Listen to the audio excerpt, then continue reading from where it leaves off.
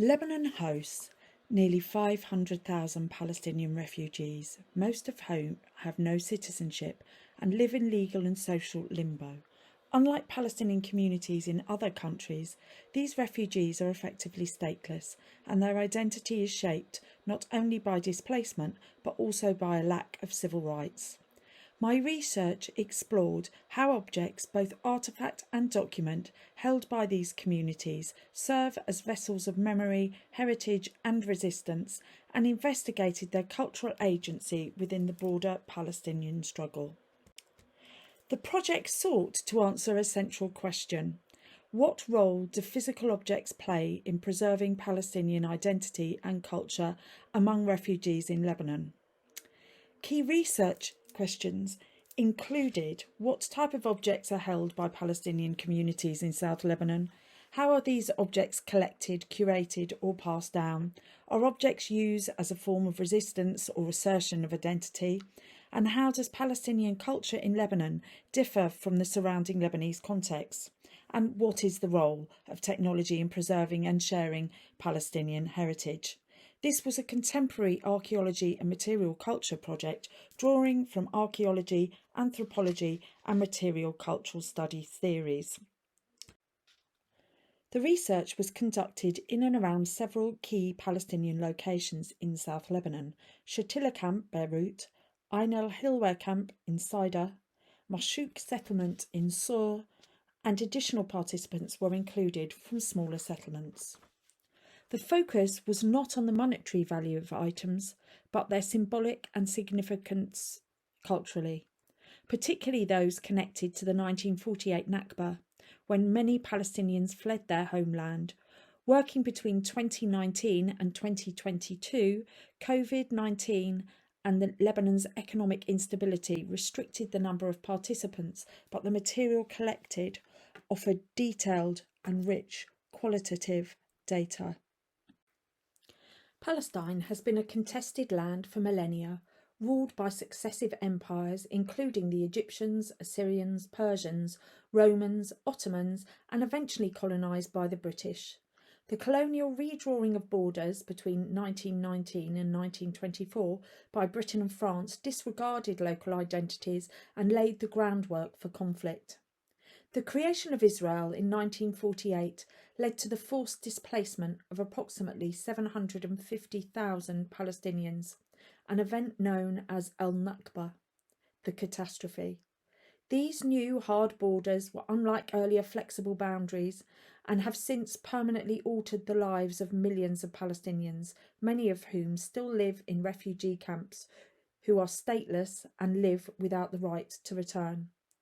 Colonial attitudes combined with Zionist aspirations for a Jewish state played a central role in facilitating this process. Western powers like Britain supported Zionism, both for strategic imperialist reasons and due to anti-Semitic domestic pressures. This unwavering support for the Zionist state continues to date, evidenced by the inaction to deal with the atrocities being carried out by the Israeli regime currently, and any criticism of Israel or Zionism is seen as anti-Semitic. Out of the 479,000 officially registered Palestinian refugees in Lebanon, only 45% live in official UNRWA camps. The rest reside in informal settlements or within Lebanese society. Despite decades of residence, Palestinians are denied Lebanese citizenship, often justified by the fear that integration would weaken demands for the right to return and shift Lebanon's fragile sectarian balance between Sunni, Shia and Christian, as most Palestinians are Sunni. Palestinians face extensive legal and economic restrictions. They are banned from numerous professions, prohibited from owning property, they have limited inheritance rights and no access to Lebanese public services. These limitations entrench poverty, limit mobility and maintain social segregation, creating an atmosphere of hostility and exclusion. Palestinians are often scapegoated for Lebanon's past, especially the civil war. This sets Palestinian communities apart from those in the surrounding countries like Jordan, where they have citizenship, or Syria, where they have the same rights as Syrians. Palestinian camps and settlements in Lebanon are often dangerous and under-resourced. Unreliable access to electricity and water, tangled exposed electrical wires and therefore a risk of electrocution, unplanned infrastructure, a risk of fires. In some areas like Ain al-Helwa, Lebanese authorities have no control, and factional armed violence is common. Marshouk, a settlement in Tyre, is one of the 42 unofficial Palestinian areas. Though not recognised as a camp, UNRWA still provides services. A 2016 survey found 75% of Marshouk's population were refugees, most of them Palestinian. This points to widespread poverty and marginalisation even outside of the camps. Since its creation in 1950, UNRWA has provided basic services for healthcare, education and sanitation in the camps. In the 1960s and 70s, the Palestinian Liberation Organisation, the PLO, also played a governing role managing services and organising nationalistic events. After the PLO withdrawal in 1982, camp administration fractured, often falling into the hands of local committees or multiple competing factions. Despite deteriorating conditions, camps remain symbolic spaces, homes in waiting, where many Palestinians have spent their entire lives hoping for the return to Palestine. Central to this thesis is the idea that objects hold cultural agency. Many items are heirlooms from pre-1948 Palestine. Some represent loss, trauma or resilience, and others as symbols of national pride, memory or identity. The pattern of the keffiyeh here abstracted and placed onto china. The research explored whether such objects are endowed with culturally specific meanings after Kopitov, 1986, and how they function in preserving memory, mobilising identity, and even serving as quiet acts of resistance. Participants' relationship with their objects show how these items are not passive relics, but active participants in cultural survival, especially in the absence of statehood or territory. The project also considers the role of technology in preserving and disseminating Palestinian heritage, the digitisation of photographs and documents, oral histories and digital archives, online platforms used by both young and old alike to express identity and resistance.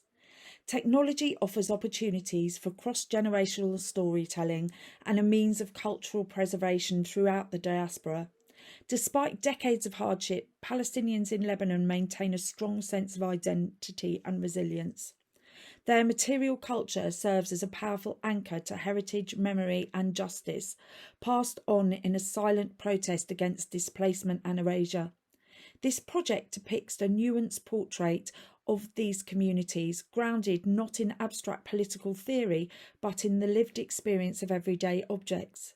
These items, pots, pans, tools, photographs, deeds, keys, embroidery, are links to a lost homeland and evidence of a history too often denied or forgotten by focusing on the relationship between people and their objects. This research highlights Palestinian humanity, counters negative stereotypes, and advocates for a more compassionate and informed understanding of the refugee experience in Lebanon.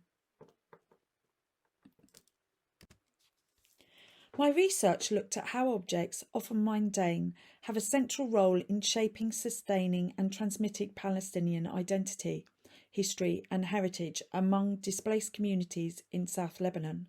With physical access to the homeland denied, Palestinians rely on objects as powerful vessels of memory and belonging. Palestinian things hold emotional, cultural and political agency, a place in education, identity formation and collective memory. Home, as a concept, is intimately tied to tangible spaces and objects. Palestinians exiled for over 7 decades have no authentic, tangible space. Therefore, objects associated with Palestine carry an outsized emotional weight. These items, ranging from keys and keffiyehs to coffee pots, textiles, documents, and even soil, objects serve as bridges between the past and the present, people and place. The significance of such objects is magnified by their absence of a formal Palestinian education within camp schools. UNRWA schools in Lebanon adopt the Lebanese curriculum, which offers scant attention to Palestinian history. As a result, material culture, collected in homes and museums and online, steps in to fill the gap, allowing younger generations to learn their heritage through sensory, personal, and digital encounters. Material objects help young Palestinians understand their distinctiveness from Lebanese communities. Museum founder Mahmoud Dakwa describes how children realise they are from somewhere else. Through their encounters with Palestinian artefacts, these objects serve not only as mnemonic devices, but also as anchors of identity. For individuals like Lena Kanan, identity was formed through exposure to the Palestinian Arabic dialect, Palestinian schools, cultural practices, and cherished possessions such as her keffiyeh.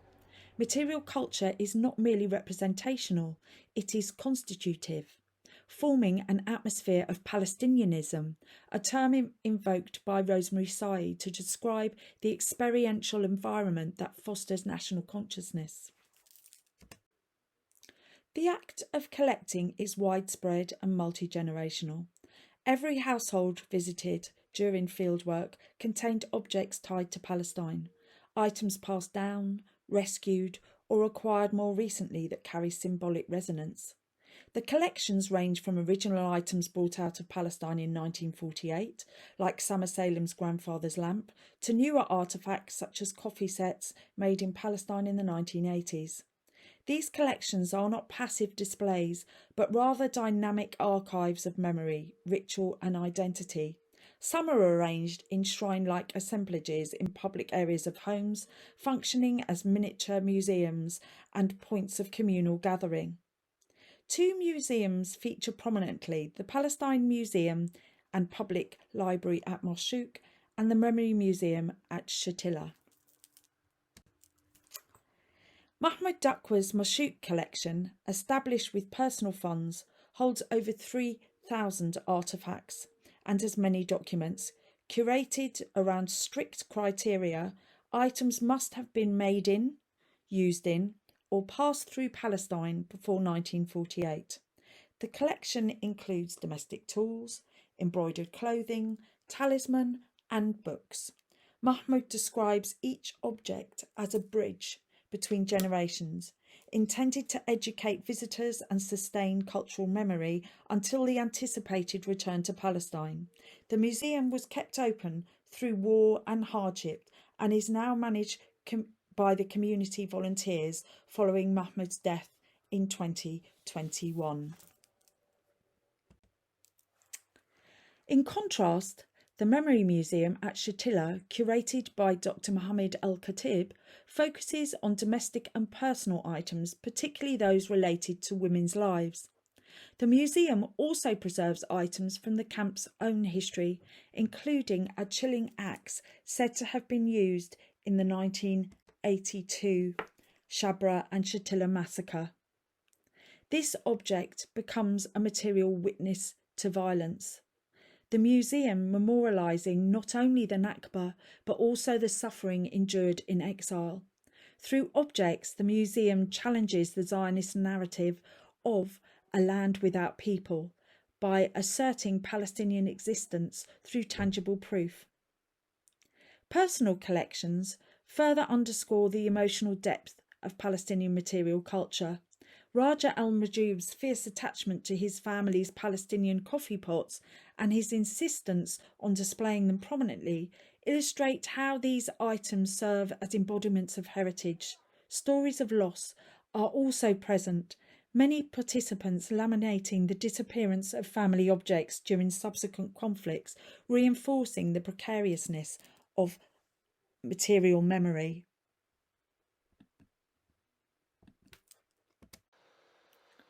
Despite the high value placed on authenticity and rigid notions of provenance, Mahmud Daqwa relied on personal trust and oral transmission to verify objects' origins, acknowledging the difficulty of confirming the date and place of manufacture. In this case, I asked him directly about this needle and how he knew it was from Palestine. Others, like Muhammad al-Khatib, adopt broader criteria, including items linked to Palestine life in exile. Newer objects, replicas, or items symbolically tied to Palestine, like keffiyehs or flag emblazoned crockery, are imbued with meaning by their users.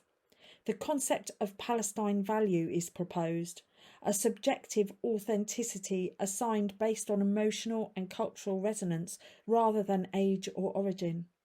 Digital technology expands the scope of material heritage. Platforms like Facebook, Instagram and WhatsApp host images and videos of Palestinian artefacts shared widely among communities. Digital photographs, far from diminishing the aura of original objects, are argued to augment their power, especially for those without access to originals. Apps like iNakba and websites for refugee camps further support the democratisation of Palestinian material memory, preserving fragile artefacts threatened by conflict, time, or the environment. Shrine-like domestic displays serve as personal heritage spaces where objects are displayed with reverence. These often include maps, keys, flags and artefacts that symbolise a family's connection to Palestine. One such display in Jihad Daqwa's salon, a room where he receives guests officially, alongside his extensive writing and documents, function as both a personal archive and a political statement. These mini-museums are visited not only by family but by guests and also the younger generation, transforming homes into sites of pilgrimage and resistance. Rituals associated with objects also emerged as a powerful means of cultural continuity. Palestinian coffee making, distinct from Lebanese practices, is ritualised through specific tools like the mahbaj. These objects, along with traditional songs and gestures, recreate Palestine in domestic spaces. One young participant, Sama, described how lighting a family lamp and listening to music while raising the flag allowed him to conjure an emotional atmosphere of Palestine, a country he has never seen. Such rituals preserve intangible heritage, from the use of grinding stones accompanied by songs to the use of wedding chests, paraffin stoves and toiletry items. These are not only tools but vehicles for habit memory, embedding cultural knowledge in bodily practice and sensory experience. These practices bind displaced Palestinians to a place they cannot access physically, enabling them to inhabit it symbolically. The agency of objects is profound. They serve as evidence, proof of Palestinian history, society and culture. As Muhammad al-Khatib states, objects prove we exist. They demonstrate a past life of prosperity, education and richness, countering narratives that render Palestinians invisible or stateless. Palestine itself recreated in absentia by the objects. Objects served not only as links to what was lost, but also as beacons of future possibility. Their power lies in their ability to remember, to resist, and to prepare for the return. Agency in absent objects was also demonstrated in the haunting story of Jihad Daqwa's childhood box, and Jihad is pictured here on the left. This was an old chocolate box filled with a little boy's treasures. Some coins, some marbles, a spinning top, buttons and shotgun casings, left behind in the chaos of fleeing Palestine in 1948. Though physically absent, the memory of this box lives vividly in his mind. It has grown in symbolic importance, now representing everything that he's lost: his home, his childhood, his country. This absent object, now intangible, still acts. It is a poignant reminder that memory, loss, and longing are not confined to physical artefacts. They can be carried in the mind, shaping identity and historical consciousness across a lifetime. In my research, I also investigated Palestinian documents, broadly defined to include written, printed and digital material, in the construction, transmission and contestation of Palestinian identity and history in exile. In the absence of national sovereignty or recognised statehood, Palestinian refugees rely on personal, institutional and symbolic documents to claim continuity with their homeland, assert their identity and preserve collective memory. For Palestinians, documents are the paradoxical object. They are at once vulnerable to destruction, manipulation or loss, yet deeply authoritative, invested with a sense of permanence and proof. These items operate in multiple registers: legal, emotional, historical, symbolic, each serving to affirm presence in the face of dispossession.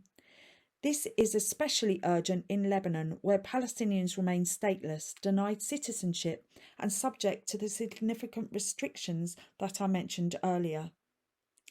Documents perform a central role in identity formation. Interviewees spoke with reverence and emotion about family identity papers, passports, birth certificates, educational records, and title deeds from pre-1948 Palestine. These documents, often preserved across generations, operate as material links to Palestine as a place and to history. They serve as proof not only of who a person is, but also of where they belong. For example, participants proudly showed Ottoman British Mandate or Jordanian issued documents, preserving them as precious family artefacts. These are not merely bureaucratic records, they are intimate objects of heritage, embodying claims to land, belonging and continuity. One example of these documents is an Ottoman property deed from Kadita in Safad, shown to me by Mahmoud Dakwa. Objects like this are not only treasured, even when legally defunct, they also provide us with counter-narratives to challenge Zionist claims of Palestine being an empty land. Objects like this are contesting the dispossession of Palestinians and are tangible proof of Palestinian existence.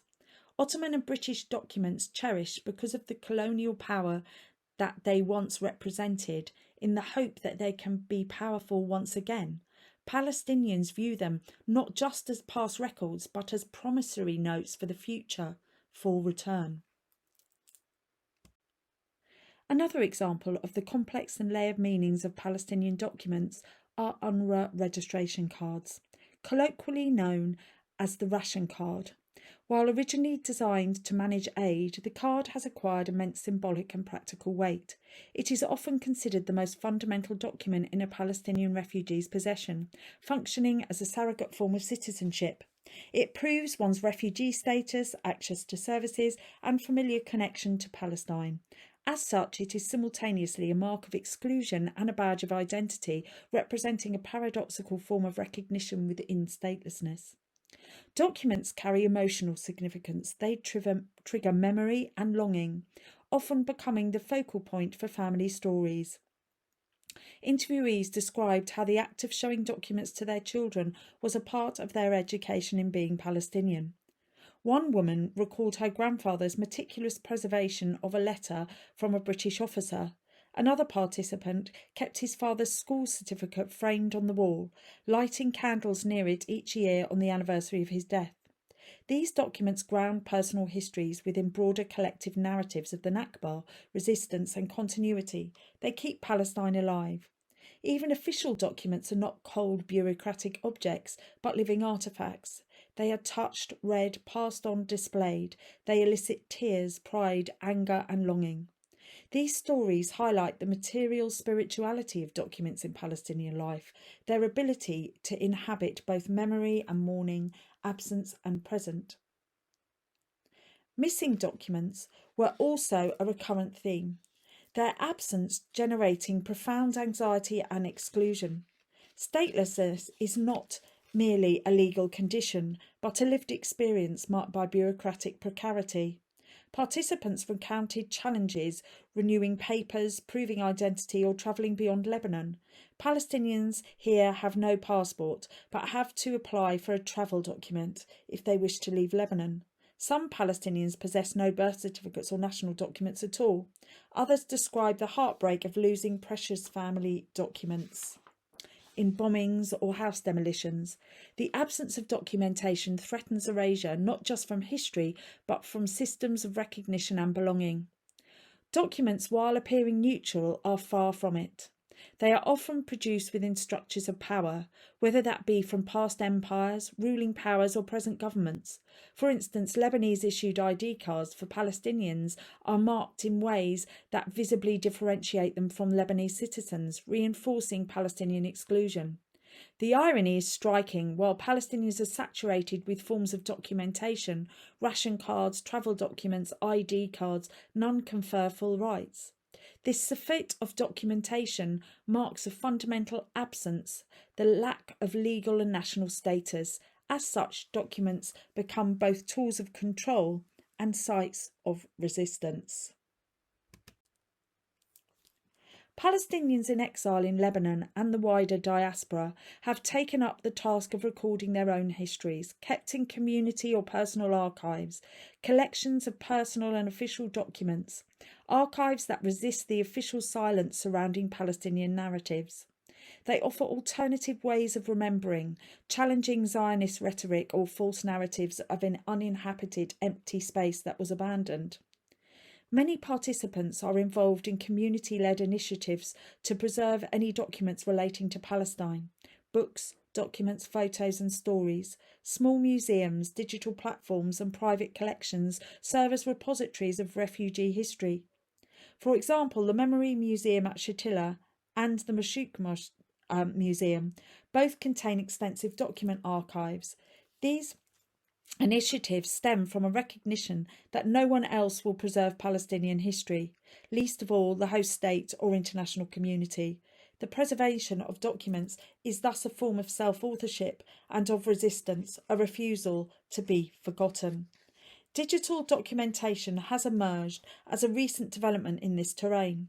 Social media, mobile phones and online archives are now used to circulate scans of family papers, register oral histories and digitise fragile documents. The technological shift democratises access to heritage, especially for Palestinians born in exile. However, it also raises questions about privacy, authenticity and the commodification of trauma. The digital sphere allows documents to travel beyond borders, but it also risks detaching them from their stories and the context which they were created. Despite these concerns, digital platforms have become crucial in the face of physical danger. Several interviewees described digitising their family archives in anticipation of further conflict or displacement. In the case of Hussein Shahrour, this has come to pass. His flat and his collection of documents destroyed by the Israeli Air Force last summer. However, I know that he kept copies of all of his family documents stored not only on his phone, but on a USB drive he wore around his neck, ready to flee at a moment's notice. This reflects the fragility of archival life in Lebanon, where all people are routinely subjected to instability and threat. In such contexts, the archive becomes mobile, improvised and deeply personal. Palestinian documents challenge the conventional understanding of citizenship, sovereignty and identity. They show how a people can exist without a state, how history can persist without official recognition, and how memory can be safeguarded through grassroots effort. Documents serve not only as proof of past existence, but as acts of future orientation. They are expressions of hope, resistance and continuity. Documents are agents in the Palestinian struggle for recognition, memory and return. They are at once fragile and resilient, vulnerable and powerful. Whether stored in shoeboxes, museums or digital clouds, these documents refuse erasure. They speak of a people who were never absent, only rendered invisible. Through them, Palestinians continue to assert, "We existed, we exist, and we will return." Lubia, Jewel of Galilee. This is the title of a book written by Ali Noof. Village books are a genre of resistance literature, a book that documents a Palestinian village destroyed by Israel since 1948. The library at Mashouk holds 125 of these books. Noof, a resident of Borj el Shamali refugee camp in southern Lebanon, documents not only his own memories of Lubia, but also those of fellow displaced villagers. His work is one of several that serve to preserve this village's legacy, demonstrating a deep and enduring interest in remembering this depopulated and destroyed community. Every story, recollection, description is recorded, village life preserved in the pages of books. Mahmoud Isa has also written a book on Lubia and has a digital museum. He enriches the historiography of Lubia further through interviews and archival research in his academic work. His involvement in the Palestine History and Heritage Curriculum Project at Copenhagen University highlights a growing academic effort to critically reframe the history of Palestine. These diverse sources, literary, academic, digital, collectively resist the false forgetting imposed on Lubia and similar villages. Lubia is one of the 418 Palestinian villages destroyed and depopulated in 1948. Lubia was completely destroyed, and an Israeli settlement of Levi was established nearby a year later. Today, the South Africa forest, funded by the Jewish National Fund from donation it gathered globally, obscures the ruins, symbolically erasing the Arab past. It is an example of domicide, the destruction of home. Yet remnants remain: stones, wells, fruit trees, prickly pears, all subtle markers of the once thriving community. The documentary The Village Under the Forest, made in 2013, captures this layered memory, following filmmaker Heidi Grunbaugh as she returns to the site and interviews elderly former residents. The site, inaccessible to many stateless Palestinians like Ali Noof, Lubia has nonetheless become a place of pilgrimage for descendants who hold nationality elsewhere, sustaining intergenerational memory despite physical exile. The destruction of Lubia and nearly 500 other Arab villages since the Israeli state was founded reflects a broader strategy of settler colonial domicide and erasure, a policy of ethnic cleansing used in part to bolster Zionist narrative, the myth of a land without people, the idea that no one was living in the land between the river and the sea before the founding of the Israeli state. Forests, new names, new settlements were part of the deliberate effort to reshape the landscape in the image of a modern Western-style state. Not only was the land cleansed of Palestinians, but also all Arab culture and history was eradicated. An Israeli policy that we are watching daily today in real time in Gaza and also the illegally occupied West Bank. However, Lubia gives us hope. The strategy of erasure here has not succeeded in eliminating Palestinian memory, far from it.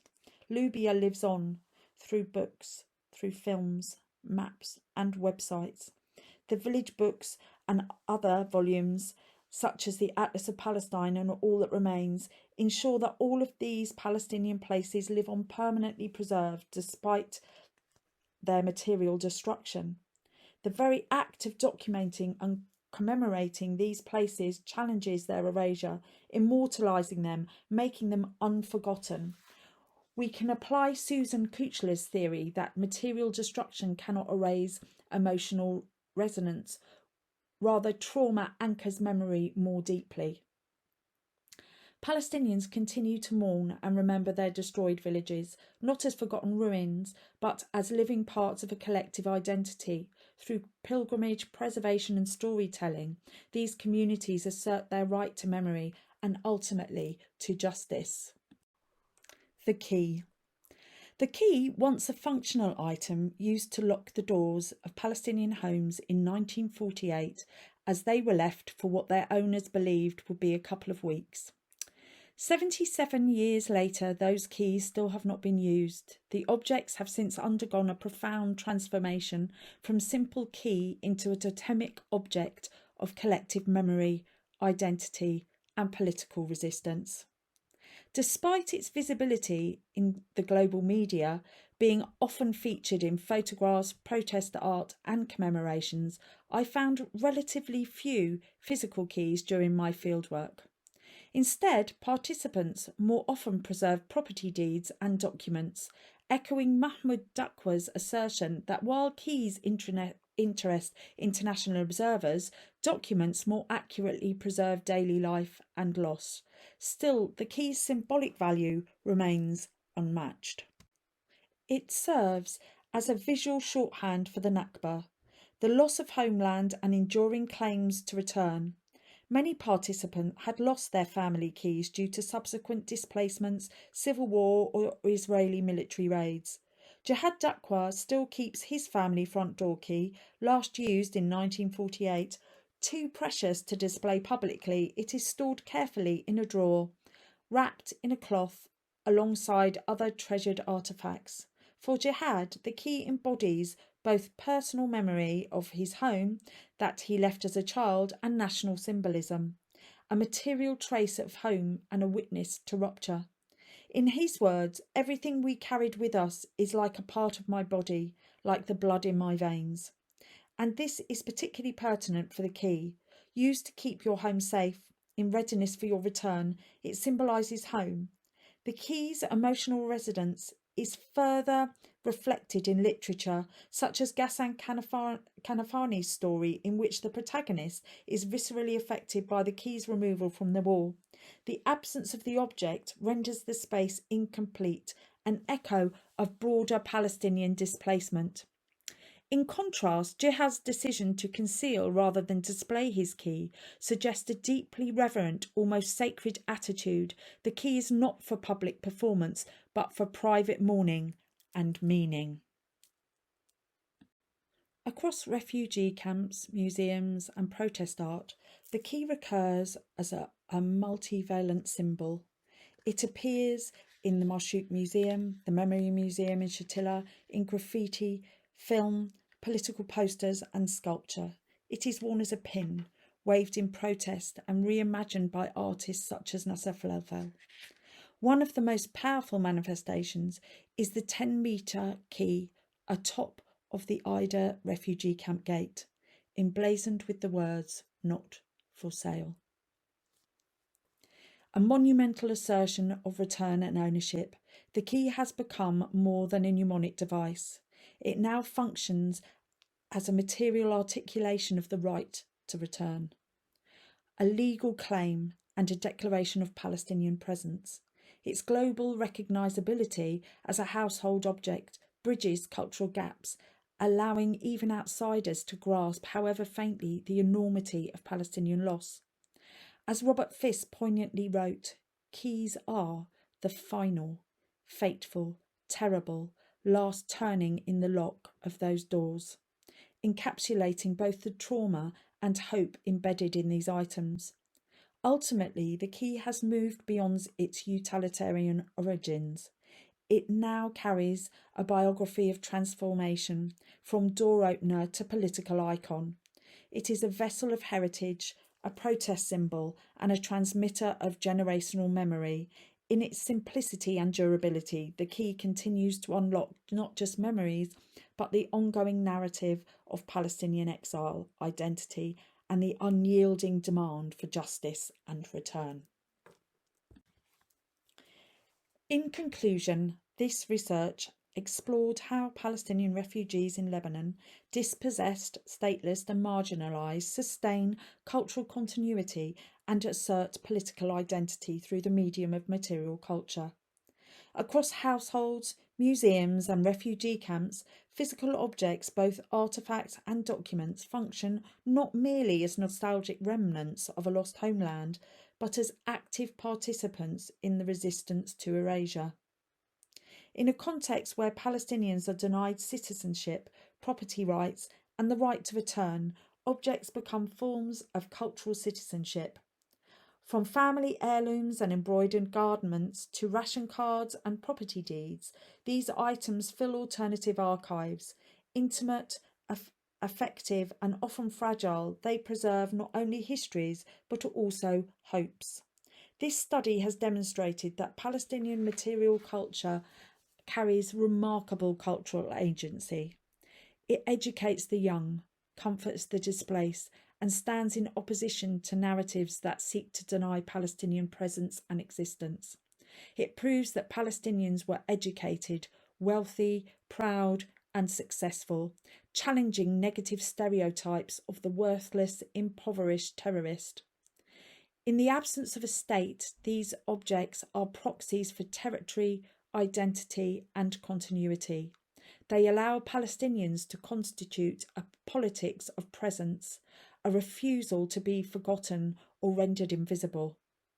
Documents in particular emerge as paradoxical instruments. They are both empowering and precarious, simultaneously affirming identity and revealing its absence within formal systems. The preservation of school certificates, birth records, Ottoman-era land titles and UNRWA ration cards is not merely bureaucratic, it is deeply personal, emotional and strategic, a testament to enduring belonging and a challenge to claims of a land without a people. Similarly, the key, arguably the most iconic symbol of the Nakba, has transformed from a domestic tool into a totemic object of resistance and longing. Whether carried, kept discreetly in a drawer, or scaled to monumental size at the gates of Ida Camp, the key has become a material metaphor for return. Its familiar form bridges the gap between private grief and public protest, personal history and collective politics. Palestinian material culture in Lebanon exists in a state of tension. It is profoundly rooted in the past, yet orientated towards the future. The ritual care with which these objects are preserved and passed on across generations testifies to an ongoing refusal to relinquish history, identity, or hope. Preserving and keeping these objects, even using their images, demonstrates a form of cultural and national resilience, shaped not in ideal conditions but amidst war, exile and neglect. This research foregrounds the human dimensions of protracted displacement. It calls for a deeper, more empathetic understanding of Palestinian life in exile, not solely as a humanitarian crisis, but as a vibrant cultural and political struggle, sustained through objects, memory and meaning-making. It also affirms that the Palestinian people are not voiceless victims, but active agents, curators of their own history, custodians of their identity, and authors of their own future. These objects, documents, keys, coffee pots, textiles may seem ordinary, but in the hands of the displaced, these items build Palestine in absentia, creating an atmosphere of Palestinianism where current generations learn how to be Palestinian, things becoming extraordinary vessels of memory, proof of life that was, and a declaration of a life that must be lived again, in justice, in dignity, and one day in return.